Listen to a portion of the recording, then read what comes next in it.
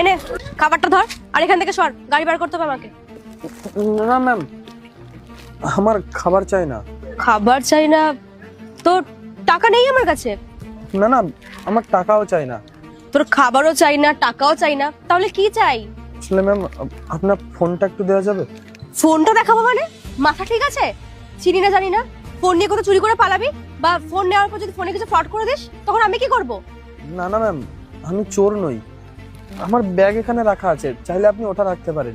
আসলে আপনি যদি ফোনটা দিতেন, আমি একটু বাড়িতে ফোন করতাম। ঠিক আছে, কোনো ব্যাপার না, নে তাড়াতাড়ি করিস। Thank you.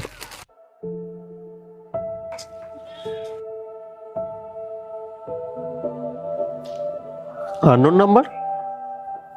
হ্যালো, হ্যাঁ কে? হ্যাঁ দাদা, আমি বুবুল বলছি। তুই কেন ফোন করেছিস? বাড়ি থেকে তো যাওয়ার সময় খুব রাগ দেখিয়ে গেছিলিস। ও আসলে দাদা, আমি যে বাসে আসছিলাম না, ওই বাস থেকে না আমার ফোন আর পার্সটা চুরি হয়ে গেছে। হঠাৎ করে জানি না বাসে আগুন লেগে গেল, তারপরে মানুষ তাড়াহুড়োতে ওই সুযোগেই জানি না আমার ফোন পার্সটা চুরি হয়ে গেছে। তো আমি কি করব? বাড়িতে ফেরার কথা না মনেও আনবি না। না না দাদা, আমি বাড়ি ফেরার কথা বলছি না।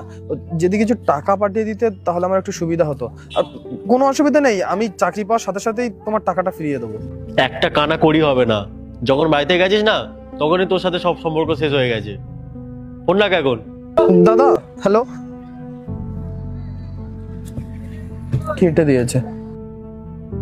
কাকে ফোন করেছিলিস? আমার দাদাকে। দাদাকে? তোকে তো দেখে মনে হচ্ছে না তুই এখানে থাকিস। না না দিদি, আসলে আমি গ্রামে থাকি, ওখান থেকে শহরে এসেছিলাম কাজের খোঁজে। আসলে কি হয়েছে না, আমার দাদা আগে আমাকে খুব ভালোবাসতো, কিন্তু যখন থেকেই দাদার বিয়ে হয়েছে তখন থেকেই বৌদির কথায় উঠে বসে।